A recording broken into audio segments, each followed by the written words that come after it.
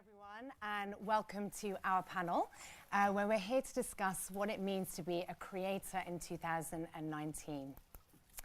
So my name is Lucy, and I head up our creators team at Facebook and Instagram. And essentially, my job is to help these guys, build their business on Facebook and Instagram. But prior to this, I used to be a broadcast journalist in local news for about 10 years, and then moved over to digital a bit by accident, really. There were a couple of companies that needed some help in producing video for digital, and 5 years later, I'm working for Facebook. But this isn't about me today, this is about these guys. So we have Stevie, Elle, and James, and collectively they have over 3 million followers across Facebook, Instagram, YouTube, and other platforms. So before we get started, I wanted to give you a little bit of a history lesson in Facebook and where we've come to in the last 5 years. So you may remember back in the day, 5 years ago, where your feed would be full of posts and pictures and status updates on relationships and who's got engaged, who hasn't. Fast forward 3 years, and it was great for me because coming from a video background, we finally built a product which was around video on demand and how to go live on Facebook. So you may have seen your newsfeed being filled with more kind of posts from celebrities or people that you followed or news publishers. And a lot of that video was sort of 15 seconds long, kind of snackable, viral content. We then move forward to today. And essentially, we brought Facebook back to being about family and friends and connecting you guys to content that is meaningful and, coming from people that you actually want to hear from. So this was a great move for us. We're now sort of pushing content that's longer form, episodic, that has a purpose and a meaning behind it. Less so for these guys because they suddenly had to adjust the way that they produce video. But they are now producing longer form content for Facebook amongst other platforms. So that's the history lesson over. I now want to move over to these guys and introduce you. So starting off with Stevie, or Stevie Knows, I'm just going to show you a little bit about the type of content that Stevie produces today. Hello everyone. Hi, could everyone settle down, please? Who the hell is this Wally? My name is Mr. McIroncock. Mr. Mc what? Mr. McIroncock? I'd sue my parents if I had that name. Yes, I get it. Very funny. Damn you, Dad. Anyway, can I just take the register? I don't know. Can you? Nah, guys, come on. He's new. Sir, go for it. You must be Elijah. Who? Elijah? It's pronounced Elijah. I'm so sorry. Right. Niamha. Niamha? Who the hell is Niamha? It says here, Niamha. It's pronounced Neve? How have you got Neve from that Never mind. Beet rice. Is beet rice here? I think you mean Beatrice. Beatrice. Are you all playing some kind of practical joke on me? Sir, are you alright? Sir, have you got problems at home? Sir, why don't you tell us about it and we might be able to help you? Well, my cat peed on my girlfriend's jacket and... Wait a minute. Look, enough of these silly games. You all had homework due. Have you all done it? I don't have a home, so I can't do work there. A psychic told me that I was going to lose my hands, so I haven't been using them recently. I did it, but I lost it fighting this kid who said you weren't the greatest substitute teacher of all time. I was going to do it, but we've just had a new dishwasher installed. You know what? There's an idiot at the end of this ruler. Really? Which end, though?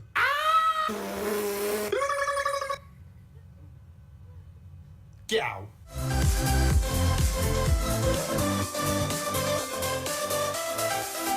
So Stevie, I can feel you cringing here, but this is... I do. It's one thing I hate is watching my videos back with other people. Okay. So when I'm in my flat with my mum, and she was like, "Oh, Steve, you've got a new video up," and I'm like, "Yeah, it's Sunday." And she's like, "Oh, shall we watch it?" And I'm like, you watch it. I'm just gonna go and like sit in my room. It's just, yeah. It's always a bit awkward. Well, this is exactly the kind of content that we love at Facebook. And I wanted to ask you, tell us a bit about your journey to creatordom. Like, what made you start out? So I used to have a job in a school where I live in Bedford, and I created this character called Stevie Knows. And it was basically to try and motivate the kids to actually do their revision and try and do well in their exams. And then that was like in 2013, and I've always wanted to do videos, but like any time when you have to put yourself out there, it's quite nerve-wracking because you're worried, like, are you going to get hate? What the comments are going to be like? What your friends are going to say, that type of thing. So I was like, do you know what? It was like 2016, and I was like, look, sod it. I like entertaining, I like making videos. Not everyone's going to like them, but it's something I like doing, so I'll do it. So I created this page called Stevie Knows, and a few years later, it's doing all right. So yeah. And tell us a bit about the content. Obviously, it's comedy. Yeah, so I don't really have fancy equipment, guys. Like, I'm not that knowledgeable when it comes to cameras and editing software. So I was like, what can I use to kind of get my message out there? So I just use my iPhone, and I use an app on the phone to edit them. And I just basically I try and think of relatable topics that I've gone through, and I try and relate it to kind of my audience. And I never really meant it to go this way, but like my audience now are quite school-based. They're all kind of like 13, 17. So I'll do a video on like sub-teachers or maths lessons or PE lessons, and they bang, it does pretty well. Yep. But I never kind of set out to do that. It was kind of my audience kind of took me that way. Yep. So yeah, but at some point I'm going to have to kind of change that, because obviously as they get older, maybe going to do college and uni videos maybe. Yeah. So yeah. And this isn't your full-time job, right? So what do you do with the rest of your time? So I work for News UK, and at the minute they've got this app called Q Live, and I help produce that basically. So it pays the bills. That's what so that pays your bills, and then the rest of your time. Yeah. And is it just Facebook, Instagram? So it was just Facebook. Like Facebook for me is my number one. Just started doing Instagram recently. Just started YouTube as well, literally in the last month. But one other one I do is TikTok, which I do pretty well on there. 'Cause I think because the audience on TikTok is quite. I mean, show of hands, who here has TikTok on their phone? Top man. There's one. Good man. Person. So there you go. So obviously my audience is kind of quite young. So and I think that's why they like my videos, because obviously it's all school related. So they do all right on there. Cool. Thank you, Stevie. So next up, Elle. Hiya. Hi. So Elle, you're a little bit different in the sense that you obviously manage your amazing channel or presence, Outsider. Yeah. But you know, you do create content, but you're more about sort of aggregating other people's content. So tell us a little bit about how you started and what you do. So I started Outsider whilst I was still at uni. I graduated nearly 2 years ago now. So it was kind of at first a side project where it was kind of born out of the fact that social media and photography, which was the degree I was doing, the potential really wasn't realised, especially by my lecturers and stuff. And I think it's always been a part of what I've done, because whilst I was at uni, I had a job doing food photography, and I was creating fresh monthly content for larger like food distributors. So it was kind of obvious to me how well they merged, and I was learning all these different techniques and things that the more professionalism realm of doing a photography degree wasn't really aligned with the same practices. So like my lecturers were like, what do you mean you're not using really professional equipment, you're not going to a studio? And I was just producing it all in my uni room. So that's where kind of Outsider just started to come into it. And it was all about sharing relatable content. And I think through just viral posts, working with other influencers, it's kind of going to the over 3 million fans that it is today. Which is over 3 million pounds. Yeah. That's incredible. In just 2 years, was it? Yeah, a little under 2 years. Yeah. But when you set out at uni, did you ever imagine that you would have this amount of following, or was it just more of a kind of creative project? It didn't really start off that way. I think because I was a student, I was trying to get noticed by larger pages. Like, I think one of my food photographs made it onto the Telegraph once, and I was ecstatic. Like, you're always sending in your stuff to try and get noticed by someone. And I remember like that feeling of joy of being noticed and like someone thinking that's worthy of resharing to my audience or that audience, that it kind of, that's how it's developed. So I'll definitely focus on trying to highlight micro-influencers, that's kind of what it's become, is sharing from the amateur to the professional on one site. And what does being a creator mean for you now in 2019? Because you haven't been doing it for very long, so... For me, I think it's all about the genuine and the relatable content. It's less about what it used to be a couple of years ago, where it's the kind of quick, viral content, and it's important to like keep up with trends, but not to live by them, I think.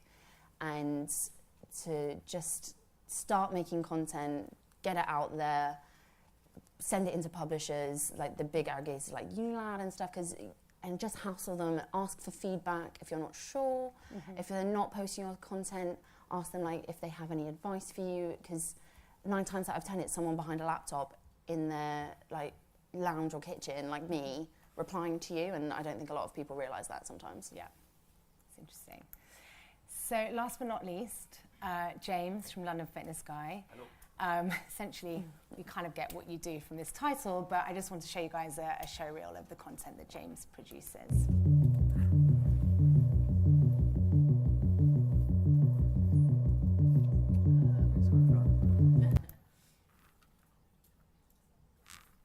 Is that better? There's always one, isn't there? Yeah, imagine the music, moody music. Yeah. I can talk you through this video because this video actually isn't really the content I produce as such, but this was like the first kind of big brand collaboration, it's the first time I'd worked with any company to produce content collaboratively. So that's why this piece for me is one of my favourites. Yeah. There's a few dodgy facial expressions, so ignore them. I didn't want to say. I was just admiring the fact that you're working out in the snow. I mean, Yes, well, this was supposed to be an SPF 35 cream, and it was planned to be filmed on a really nice sunny day, so we get some really cool shots. And then about 24 hours before we were supposed to film, we had the worst snow I think we've ever been hit with. I think it was the Beast from the East when it hit last year. Yeah, I so it was an exciting shoot, that one. Yeah. So, James, in a nutshell, what is it that you do, and particularly on the social media platforms that you So I guess like when you look at my week, half is now split between social media and half is split between personal training and leading classes across London. I work with some really amazing studios, like Ministry of Sound and KXU, which is in Sloane Square. And the other part from the social media side is producing accessible workouts that anybody can do. So I wanted to create a page. It's really kind of only really developed properly over the last 6 months that people can click onto, and anyone can do the workout wherever they are in the world, particularly with it being body weight and no equipment. So I kind of brand it as the most accessible anywhere workouts. Yeah. And what made you get into the digital side of it? Because obviously you're personal training already, so you wanted to have that accessibility. Yeah, so I think when I first created an Instagram account, it's because as a PT you needed one, right? Like it's a base to build clients, it was a base to kind of get your messaging out there. Yeah. And I didn't really see it initially as anything more than, okay, this is a great way of showing what I do and bringing in new clients to work.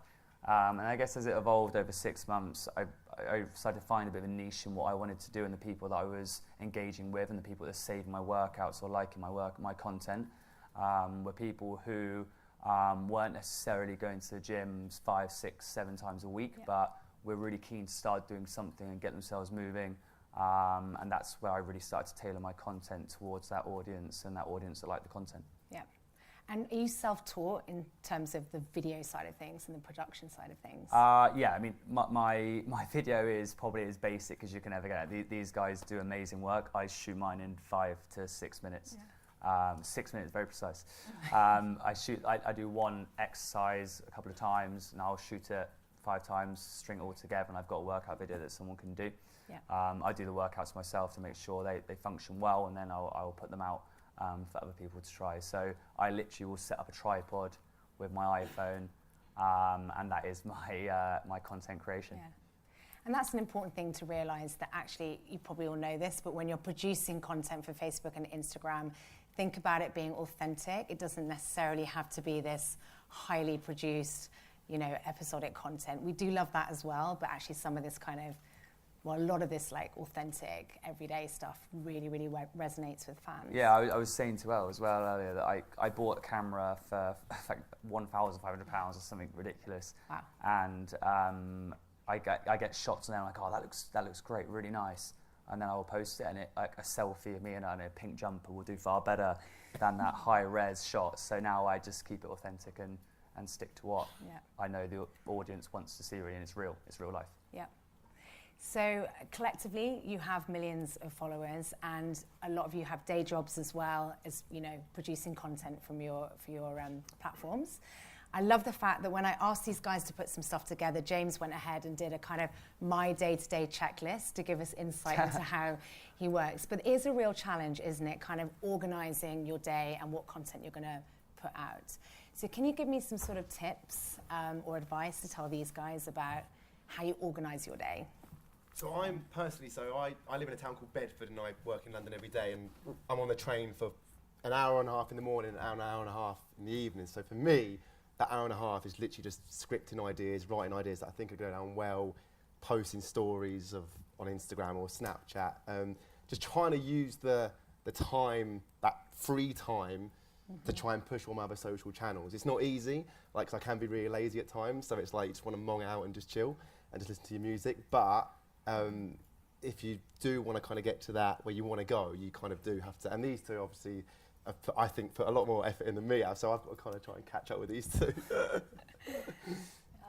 me, it's time blocking. I'm so, like, because I work from home, I can be very unproductive. And I think a lot of challenges is just knowing how you work well and playing that to your strengths. So I'll do a lot of like searching for content. I'll do a little bit of that every day, because you never know what's going really well, like what's going down on Instagram. Like I was talking to you earlier about how much time I spend searching for content and looking for what other people are posting, what locations are doing well, specifically in the realms of travel. But I'll schedule a lot in bulk. So I'll do a lot of editing in one go, a lot of copyright in one go, and I'll do better at copyright, say, on certain days when I'm feeling more productive. And I always find it helpful if I'm feeling really lethargic, I'll plot out like 3 really small tasks and I'll get them done really quickly. It could be something as easy as just like sending an email, checking in like my inboxes and different things, and I'll get those really done really quickly, and then I'll tackle bigger tasks. So then I already feel really productive. So I feel like more able to tackle the bigger stuff. Yeah. Can you, James? So I think with mine, I speak to the audience I have quite a lot. For example, with Instagram, I'll use the questions features all the time just to see what workouts they want or what information they're looking to get. And then I'll spend one afternoon, one lunchtime per week creating the content for the week, the workouts for the week that will go out. Yep. And I found that I'm not the most organised person when it comes to that. That's only something I've really recently introduced. When I was like super busy with PT, I would basically do it as and when I could and try and work around making sure I push something out for my social channels every day. But now there's a lot more thought and a lot more kind of consideration to what people want to see. So it's a lot more planned and a lot more user-led, I guess, actually, from my side. Cool. So I'm going to open it up in a bit for questions from the audience, but I've got a ton that I've already received, so I'll go through some of these first. So do you have any tips on how you grew your audience? So someone here that wants to just start from scratch, what would be your top 3 tips for them? I mean, it sounds really cheesy, I know, but whatever content you want to create, you've got to make sure you're passionate about it. Yeah. The amount of times, and I think there was a poll came out, and the thing that young people want to do more than anything is be a YouTuber. It's like that's their job. Yeah. And I get that, but it's like, why do you want to do that? And the amount of messages I get, guys, from young people saying, oh, Steve, you get good views, you get good engagement on your videos, how can I get that? And I was like, but I didn't always get that. You know, back in 2016 when I was first starting out, oh my God, guys, honestly, the videos, I mean, if you thought that was cringe, Jesus, like, these are really bad. But it's just like anything, you just get better as time goes on. And that's what I would just say to people, like, to these young people that message me, just do what you're passionate about. If it's, you know, if it's fitness like James, do that. If it's doing silly 90-second videos like me, do that. It's like, find what you're good at and what you like doing, and just do it, basically. Like, that's the, sorry to steal that from Nike, but literally just do it. Yeah, and Stevie, you have a purpose behind what you know, mental health, kids' education, that is a big purpose of yours, right? Yeah, 100%. So one thing, so obviously, as you said, Lucy, obviously I have a job that I do that pays my bills, and but for me, like, going forward, like, seeing how I can kind of monetize this, one of the things I'm going to do, and I'm going to start in my hometown, is going into schools and doing assemblies to young people on various, like, different topics, whether it's mental health or it's bullying or it's revision or it's exams. And I just feel like, for me, someone in my mid-20s now who's been there and I've done it, if I can kind of give some kind of advice to young people, then that's what I like doing. So hopefully it goes all right. Yeah. Any top tips? Just to grow? Start sharing it. Just send out, like, keep track of where you send it. Be very vigilant of just looking at, like, if your style of content seems to be taking off, and some, like, trends do come in and out. Like, travel has been such a success recently, and there's different locations that do really well. So for certain times, like, I don't know, with seasonal stuff, if you've got, like, a stunning picture of the autumn leaves or something, just start sharing it, just put it out there where you think it's going to be most useful. And just ask for feedback is, like, such a key one. Like, some people, I ask for feedback when I share it to people. I'll, like, send them a link, like, thank you so much, we shared your content, do you have any advice for us, like, on this end? Because it's always good to have an open relationship. It's collaborative, isn't it? Yeah, between the creator and the aggregator, because I used to do the creating, and it was scary to be like, oh, thank you so much for sharing it, but you didn't actually tag me right, and can you do this, and that? It was more of a transaction, wasn't it? Absolutely. So it's just start talking about it, just share it with your friends, ask opinions, what would they think, and it's going to be all good. It's all going to be constructive. Yeah, I think with my account, I think I was quite lucky. I worked with a lot of YouTubers and I guess, like, small celebrities, not major, but helped grow my profile a bit. But I think it's really difficult now. Like, persuading people to press follow is quite a difficult thing. People are very selective over who they do follow, and once you've got them there, you have to retain them. I think it's really important to kind of, with your message, find your you and really stick to that, and give a purpose for people to follow you. Like Stevie's, obviously, like, for entertainment, you've got your travel and to find places to go, and mine is really to get fitter and healthier. So everyone's got a purpose. It's not just, like, aimlessly putting content out. There's a focus point behind it, and your page becomes a service, not just an account, I think. Yeah. So most people in this room are thinking about starting out their careers or maybe transitioning in their careers. Let's talk about the money side. I know it's not very British to talk about money openly, but in terms of your kind of goals with money, what are the ways that you're starting to monetize or are currently monetizing? So for me, like, I don't get that much money from the videos. Obviously, there's ways of I'm going to look into doing that. Because for me, it's one of those things, I do this because I enjoy doing it, but obviously you have to live. So it's like, I want to do this full time, so you have to obviously earn money from it. But one of the things how I've earned money is because I have a following.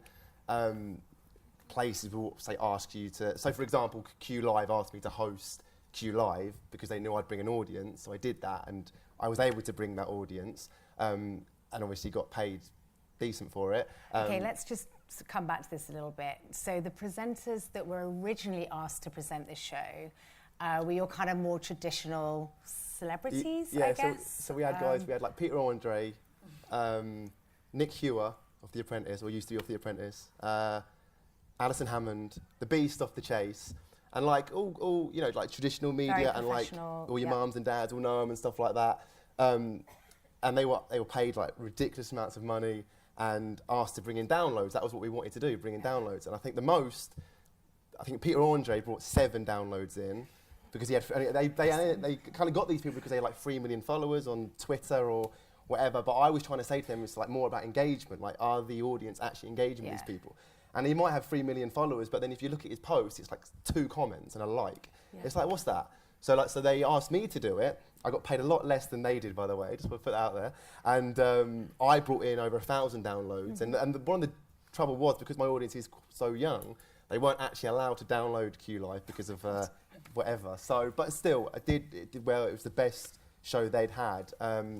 But they still kind of wanted to go down that traditional celebrity route. Yep. Do you know what I mean? And that's fine. Do you know what I mean? But I can only do what kind of I can do. So. Yeah. And so the opportunities here for you have been, brands getting access to your audience, but also you've had presenting opportunities. Yeah. You're up on stage here. Exactly. There's other things coming your way. So it's worth it. So, Yeah. And what about you, Elle? It's a little bit different on my side, just because of, like, I'm not selling who I am as a person. It's more the page and the brand that I've kind of produced. So for me, it's a lot about a tool called Brands Collab Manager. That's a Facebook product, by the way. It's a Facebook product. Thank you, Elle. Sorry. Branded content, essentially. Yeah, and then also through ad breaks, those really annoying things that you will hate. I think from just speaking with the influencers that I work with, though, like on a side that might be a bit more relatable, like some of the travel influencers that I work with, they get paid to go to unreal destinations. Yeah. Like, if I could trade, I would in a heartbeat. So they are kind of just producing high quality content, sticking to a niche, especially a couple I work with called Lifesoft Luggage. They'll go out and they'll do specifically tropical destinations. So Bora Bora, the Maldives.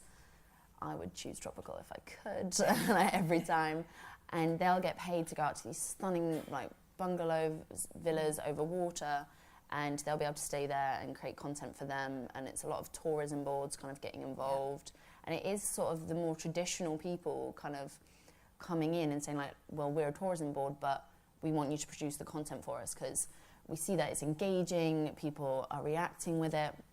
So it's kind of like, instead of just seeing stats from your ads going on TV, it's real-time reactions, real-time people commenting. So it's like you take out the need for a survey or something because you're seeing it on their feed and you're getting the live feedback. So I think that's going to be a bit more of a different angle to come in with. Yeah, interesting. I work with brands in partnerships. So some of them will be for the year. And I work with companies like Adidas to do one-off campaigns with and stuff like that, which is obviously great. I think for me, I probably turn down more ad opportunities than I take because I genuinely would rather build a loyal audience and have that audience there than keep hammering them with ads.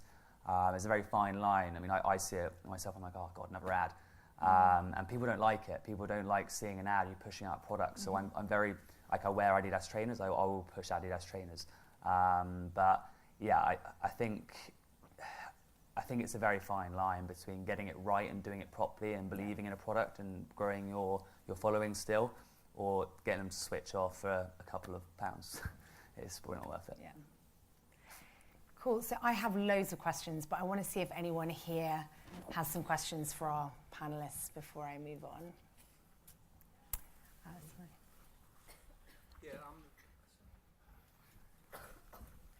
My question is about expanding the audience. I mean, I'm sort of been doing film journalism for the last 3 years. I mean, I'll give you an example of a success. I was asked by a PR company to do some reviews for short films for the Oscars. And I found out last week that 4 out of the 5 were nominated. So it's kind of my question is obviously about how do you capitalize on a moment like that when you're trying to expand your audience? I mean, without sort of blowing it in a way. That's what I was curious to know what your thoughts were on that. I mean, for me, like I mentioned earlier, obviously I know an issue I'll have going forward is that obviously my audience are getting older. So obviously at the minute, majority of my content will be about school. I'll take a topic and I'll talk about that.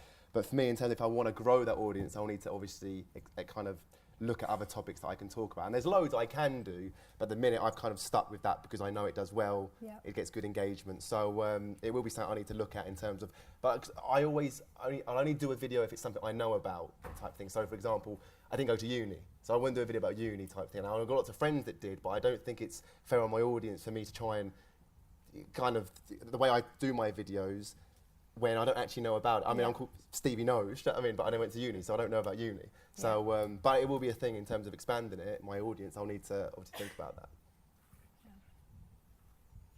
Cool. Anyone else?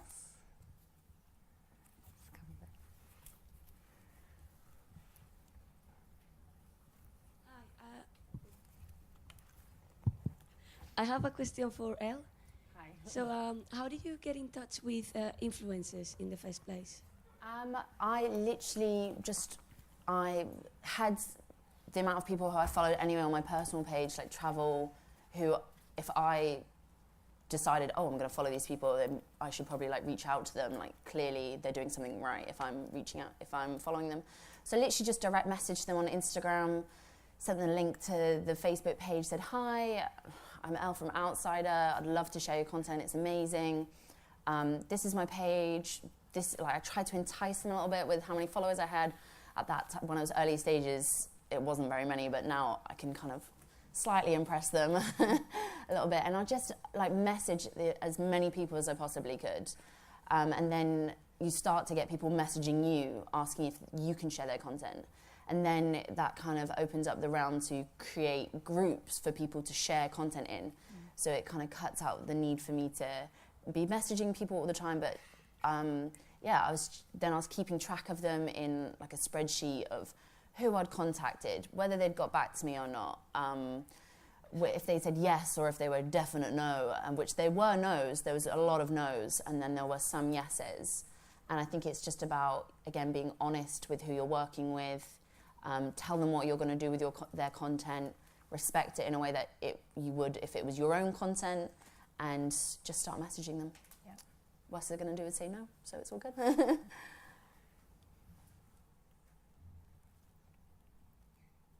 No one else? Oh, got another one here. Sorry, I'm making you run around with the mic. So I'm more concerned about, are you worried all the time about how you're selling yourself to an audience? So when you produce a piece of work or you post something on your platform, how do you cope with the idea that someone might take what you're kind of selling to them a little bit in the wrong way? I mean, like, do you have like a kind of backup plan for that? Do you have like some kind of scheme to kind of work around that kind of issue? I mean, that must be something that you might encounter on a daily basis with social media. So is there a method to the madness in that sense there? I think it can be really challenging because your audience feels super engaged with you as well. So sometimes if you push something out that's a little bit different, you can get some backlash on that. I don't really get it that often. I kind of stick to the same message. If we're consistent with your message, you're pretty consistent with everything. But that's why when it comes to ads and stuff like that, yes, you can make money on it, but the backlash from that can be horrific. I think with social media, you can literally lose your following overnight, right? If you do something slightly out of line, and it's just not worth it from my point of view. Are you not kind of scared about that consistency there a little bit? Yeah. If you try and do something different, then you kind of feel like you're kind of stuck in that. Yeah, I think there's ways of doing it though. Yeah. Like if you suddenly change your angle completely, and for example, if I'd stopped doing workouts, started doing fashion, I've got terrible fashion, but those guys are kind of be like, okay, what's going on here? We're used to seeing workouts, now we're seeing clothes. But you can start to drop some of those posts in, float it, see how it does. I will do like a fashion shot every so often, and people quite like it because it's like, wow, that's different. He's usually in his workout gear doing something, especially like if I'm in a suit or something, it will blow up. Because it's so out of the ordinary. Yeah. But I guess it's just doing it in little stages, floating it around, and then seeing how it does. Your audience will quickly tell you if they don't like the content, they won't like it, they won't engage with it, and then you're stuck with a post that's not performed. So Yeah. And to your point, there's ways of doing it around collaborating as well with other talents. So an example would be if you decided to do something around food, and you kind of eased your audience into it by bringing a food creator in to talk about fitness and nutrition. And it's not like necessarily, I'm giving you advice here, but anyway, Yeah, I'm not gonna do that. necessarily. Any food items there? Yeah. Travel. But it's there not we go. necessarily you're going to suddenly be doing food recipes for fitness, but you could ease your audience in, and also it brings a new audience to you that you may not have had before. So, yeah. Just to add on to that as well, you're never going to please everyone. I can tell you that for free. Like, someone will find an issue with your content. I think having opened up to a bigger audience, people don't think I'm a real person. This is what I say to everyone. Like, It's the internet though, don't you? It's the yeah, internet, so you're never gonna be able to please everyone. So just stick true to what your brand mission is, and as long as you don't go too far out of the realms, I think it'll be all right. Yeah, there's a lot of trolls out there and stuff like that. I get one guy that comments on every video saying, "You look skinny." I keep thinking, what's the issue? Leave me alone. Yeah. Wes, he's a terrible nightmare. But actually, Yeah. this was one of my questions I was going to have about sort of safety and kind of how you deal with some of the kind of comments and people that continually interact with you. Do you have any tips on that? I mean, I have a ton, but just thinking for you in the real day-to-day of it. I suppose, especially my videos, obviously, that I'm trying to entertain, I'm trying to be funny or whatever. And obviously, like El just said, obviously not everyone will like my videos, not everyone will find it funny, and you'll get hate. And when I first started making videos, that kind of got to me. But then it was kind of like, once you grew your audience, it was like, well, obviously some people, and quite a lot of people, like what I do. So you can't please everyone, like El said, and that's just a fact. And the way I look at it, as long as you enjoy what you're doing, then what's the problem? If you're making videos and you don't enjoy doing it, all right, fair enough. But if you enjoy doing it, that's the main thing. So it comes with the job, basically. It's going to happen. I mean, I have like message templates that if it's something that I don't really want to deal with, or it's either inappropriate or just like unnecessary, I'll send them a message template. If they carry on, just block it, because it's not worth your time investing in it, and you've got other stuff to be getting on with. Like, you can't handle all of it at the same time, I think. And that's an important tip, certainly from Facebook and Instagram. My advice would be block and then report. And that person will not know they've been blocked, and they will not know they've been reported. But as long as you just click report, then we take it from there. So that's just a tip for you guys. I usually just reply really politely.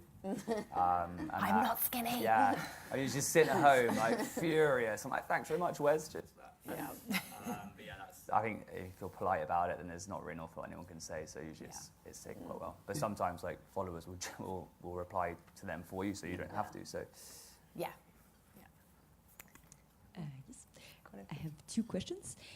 Do you usually work alone on all the content, or do you involve people to shoot you or collect content and search and etc.?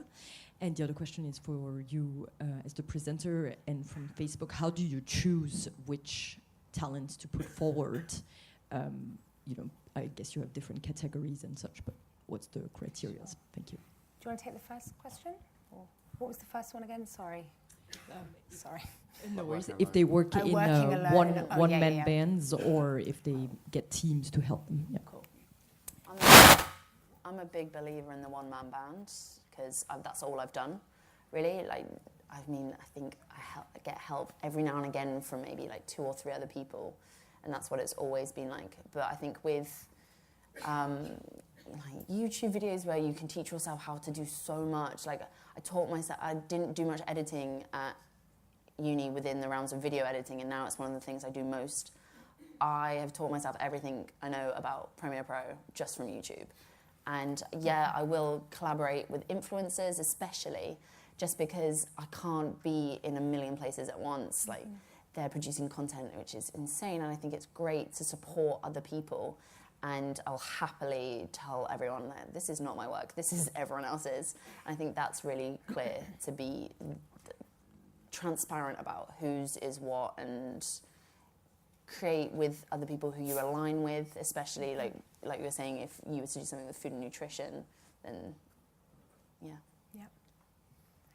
Cool. And from my perspective, how I decide who to work with. So the way our team's made up is we have someone like me who's the strategic partner manager, who will work with sort of top creators that are really either leaning into Facebook or are Facebook first. And the people that I work with, like these guys, you know, they're brand safe. They meet all of our integrity measures. You know, they're leaning into video. I can bring them up on stage. We're really sort of building a pipeline of creators that we work with one-to-one.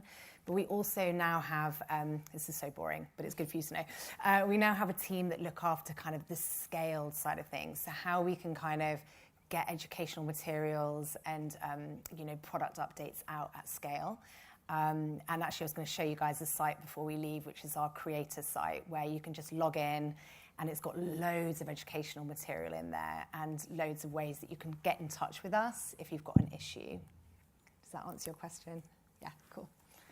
I'm conscious of time. We've got 5 more minutes. So we are going to actually be in the Ask Me Anything section straight after this. So do come and ask us questions one-to-one as well. But we can take a few more questions, I think. Yeah, I'd just like to say, sort of with the niches you have, for example, fitness, how obviously you can find your niche relatively easy. It's something you're passionate about. But how do you then sort of grow and market to specifically that niche? How do you get your audience to So I think for me personally, I only found my niche about 6 months ago. I started doing bodyweight workouts and they started to become really popular. So like obviously through Instagram, you've got like hashtags and stuff like that, which are massively like huge in terms of growing your profile. And if you don't use hashtags, then you really should. Because a lot of my growth will come from those hashtags. Like some of them will hit, some videos have hit more on the hashtags than they have on my actual page, which is when you start gaining like 1,000 followers a post and stuff like that, and it really starts to accelerate. But in terms of finding that niche and really capitalizing on it, that's probably down to you and what you really believe in. I always wanted to help a mass amount of people become fitter, not the 3% of the nation who are already in the gym every day. So that was my start point. And then I kind of built that out. How do I make these workouts accessible? How do I keep it varied? How do I keep them engaged? How do I get the person who's good doing it once a week, doing it 3 times a week? So it's just, I think it's starting with that idea, brainstorming out, and using the tools that you've got through social to help that grow for you. I think your audience as well chimes in on that a little bit. Like a lot of things that I've done in the past, like even mistakes I've made, someone will, because if you're doing it yourself and it's just you can't be expected to do everything right first time. So the mistakes have happened before and they've like come in and said like, oh, this isn't like quite right. So I'll be like, oh damn, so I've got to then check what I'm doing. And a lot of it is audience-led creation in a sense. Mm-hmm. It kind of goes in like a cycle of like you've provided a tool for someone, but then they're also again like feedback they're giving you. Yes, it can be like mean feedback sometimes, but a lot of the time it's helpful, and you just got to learn how to take it well and then use that to your advantage. It's like news gathering. You're essentially getting content ideas for sure. from your audience. Yeah, and like use the like ask your audience tool all the time, like polls on Instagram, and they'll tell you like what they want. Yeah.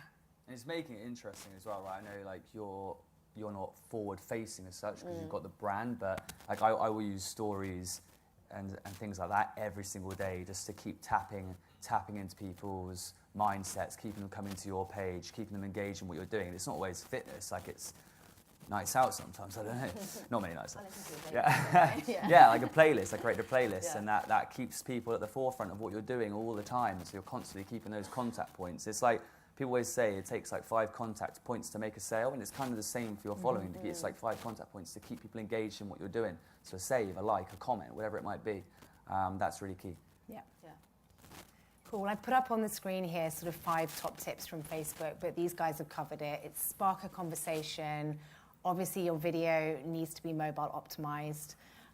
Make it relatable and shareable. Have a local perspective or a niche. And make it informational. So you're sharing tips, you're sharing facts as well. These are great ways to grow an audience. So I wanted to end with some quick fire questions, if you don't mind. So working preference, desk or laptop on the sofa? Laptop on the sofa. Sorry, what's that? Laptop on the sofa. Yep. Laptop, sofa, every time. Combination of both. Okay, cool. Sit on the fence. Sit on the fence. Okay, coffee or tea? Coffee. Tea. Multiple coffee. herbal tea for Stevie. Emojis or... Is that me doing that? Sorry. Sorry. Emojis or filters? Emojis. Filters. And finally, Facebook or Instagram? Facebook. Instagram. That's fine. Facebook and Instagram. Oh, he's such a diplomat. Okay, well, I think we're up for time. I mean, I can keep going if... I was sort of timing myself on the phone. I wasn't just checking emails. I was trying to be really organised. Thank you, guys, for joining me on stage. And thank you all for listening. And as I said, we'll be in the Ask Me Anything section if you want to come and talk to us one-to-one. Thank you.